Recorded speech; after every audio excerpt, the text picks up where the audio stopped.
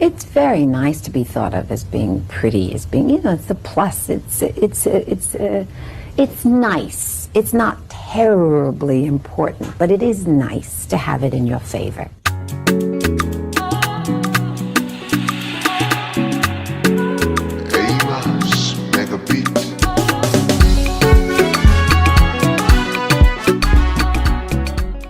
Hi guys, welcome back to my channel. Thank you so much for being here, and I really do appreciate your time. I'm coming on here to react to this video of this young lady. I think she's like a braider, maybe, I'm not sure.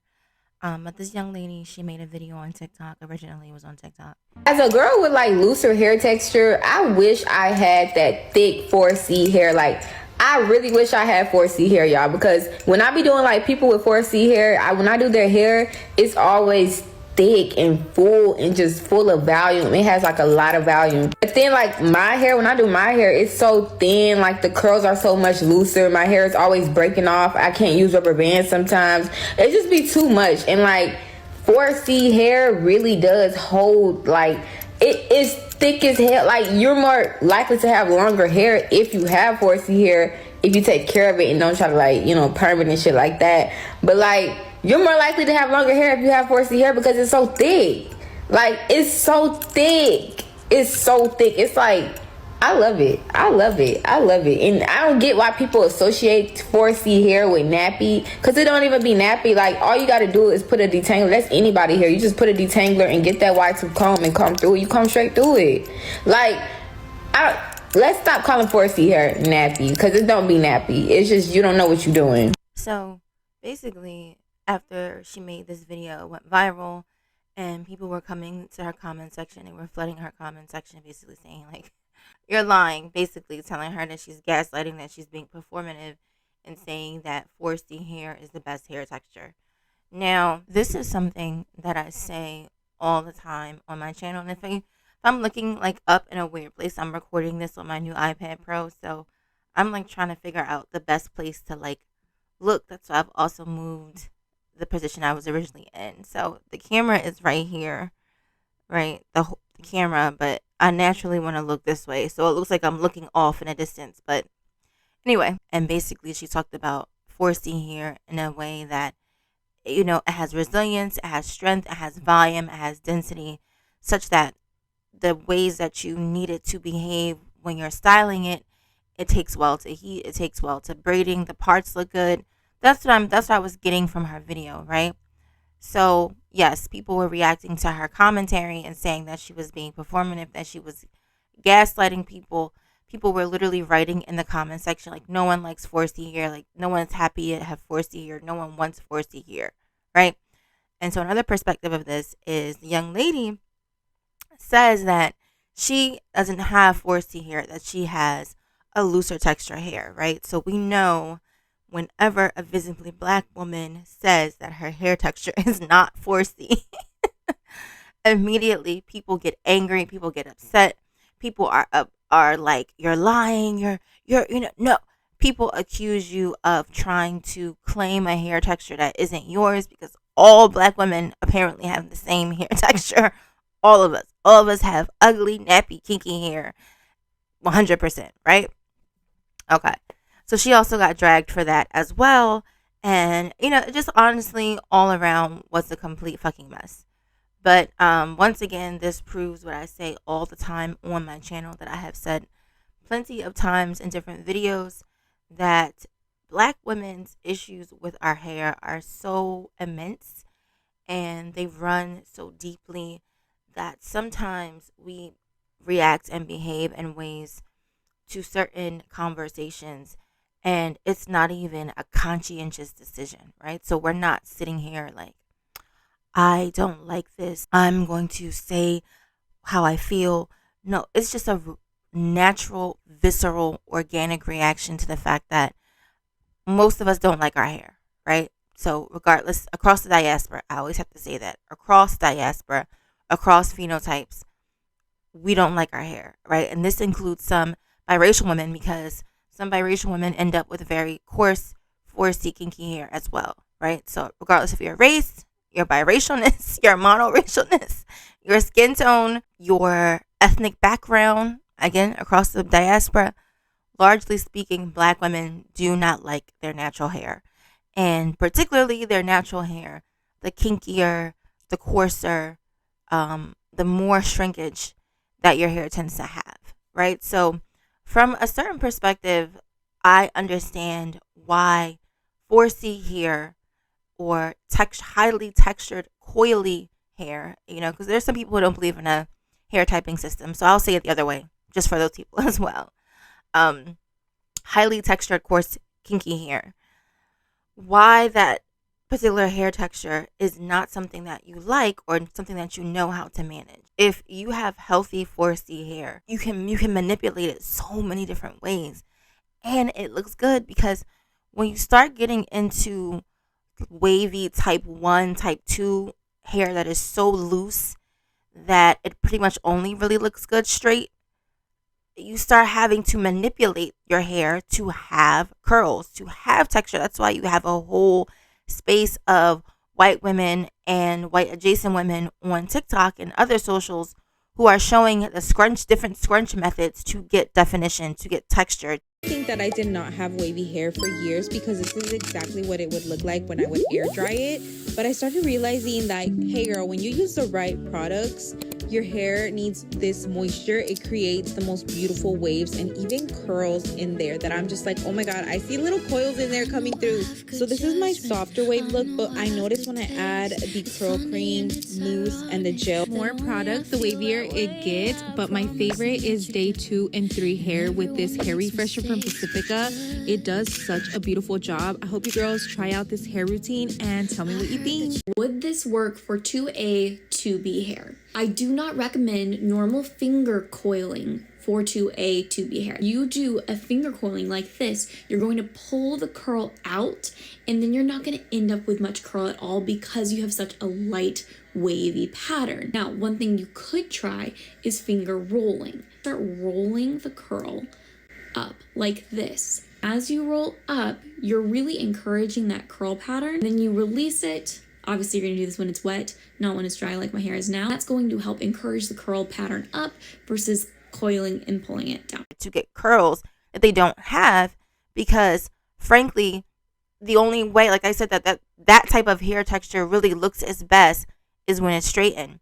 And as we know, over straightening your hair can cause damage. So there's a whole movement of white women who are embracing their natural hair and white adjacent women who are embracing their natural hair texture, in a sense that they have realized, okay, so the heat is hurting my hair. So maybe if I find a way to style my hair wet, basically like what we call a wash and go, I will have better results. So there is limited options for women with certain hair textures that women with healthy 4C hair just simply don't have. And then when you think about all the different ways that Black women style their hair, I have textured curly hair, right? So I have dense curly hair of that. That's just my genetics. Between my mom and my dad, I was going to have some thick ass hair. So it's nothing I could have done about that. Because my hair is so dense that it just looks like I have so much hair. And it looks good straight, and it looks good curly, and it looks good when I have twists, and it looks good when I have a messy bun, and it looks good when I have my hair just blown out. My hair looks good, regardless of what style I'm doing. And because I'm a Black woman, I can go from straight to one of the most, to Bantu knots or some other ethnic braiding style, and it looks excellent on me because of my hair texture. I have edges for days. My hairline touches my eyebrow. I also have a long nape, so that's a little annoying. But yes, all of these statements are true. I can confirm that they are true because I don't even have super kinky coarse hair. And still, I get all the benefits of having textured, curly, coily, highly dense hair. So the actual volume of my hair looks incredible regardless of what style that I'm wearing. And that's what I believe she was talking about, that she has discovered that when you have, again, healthy 4C natural hair, the possibilities are endless, honestly. And as long as you're maintaining the health and integrity of your hair, your hair can transform and look good in many different states. Like I said, people with that type 1, type 2 texture can't always pull off and can't always achieve. That volume and thickness is not something that they can always achieve. Now, there's also the other side of that where you have women with 4C hair that also have low density, and that's also an occurrence. But even with that, if you learn how to retain length, because a lot of times this comes down to length and the health of your hair. I'll touch on that in a few. But if you are able to retain length, even if you have low density hair follicles, like again, I have high density. I have a lot of hair on my head. A lot of hair is going to grow. Probably until I'm old, I'll have long, high density hair.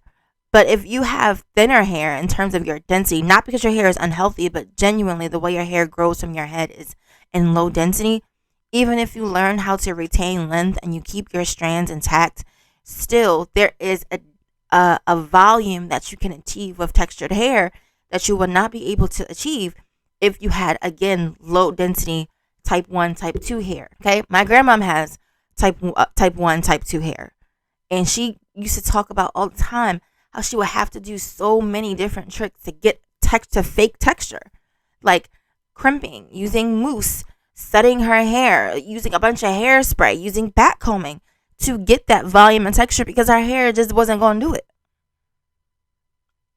And to other people, maybe to other black people who are struggling from colorism, they would have told her, oh, you have good hair. You have good hair. But she didn't like her hair because her hair was stringy and flat, like white people hair. Now, the other part of this conversation that I feel like is always difficult for black women to have is the health part of having natural hair, right? So as a person who has healthy natural hair, I am living the truth of, because my hair is healthy, I can do whatever I want with my hair. And what I mean is that also exercising the choice not to do certain things with my hair because I want to keep my hair healthy. But I can wear my hair in a low bun. I can wear my hair straight. I can wear my hair curly. I can literally wear my hair however I want. And I'm not trying to hide that I have no edges. I'm not trying to hide that my hair is broken off or a strange, weird length, or I'm missing gaps of length in my hair. I don't have crazy split ends. My ringlets and my curl pattern forms all the way to the tip, especially if I avoid heat damage, because I'm a silk press girly. I love a good silk press, but I have that freedom because my hair is healthy. My strands are intact. I don't fry my hair with dye. I don't fry my hair with heat. I don't lay on thousands of gels and greases and neglect to clarify my scalp because I have chosen to prioritize my hair's health, my freedom, and what I can do with my hair when I decide to do it is endless. And that's really where the issue stems, I guess, concerning this conversation is, like I say, a lot of black women don't have healthy hair because they don't prioritize their hair's health. Not because they can't have it, not because they can't have long, healthy, natural hair that flourishes. They just don't do it because they don't want to, or they don't find it to be important. I had this braids on my head for more than 5 years. So I said, let me take it out. Of course, I lost so much hair, but I don't really care. I don't want to do natural hair, so I definitely got relaxer because I'm not part of the natural gang. I don't want to be natural. After relaxing my hair, of course, I relaxed my eyebrows as always, and then I blow dry my hair. Guys, when I tell you my hair was so tangled, Uche had to help me like detangle it. And then I put this in a bun. My bun was so small. Look at my big forehead. This is what I always cover every time because you guys always come from my forehead. Anyway, I finally freed my hair after 5 months. And some of that has to go back to what I always talk about on my channel is internalized colorism, internalized texturism, internalized featureism. Because if you don't think something is beautiful, you're not going to treat it like it's beautiful, like it's precious, like it's something that you care about. If you find something to be a chore, if you find something to be like an afterthought, like, oh, what am I going to do with my hair until I can get my next frontal installed? What am I going to do? If that's how you view your hair, then that's how your hair is most likely going to look. That's going to reflect in the way that your hair looks.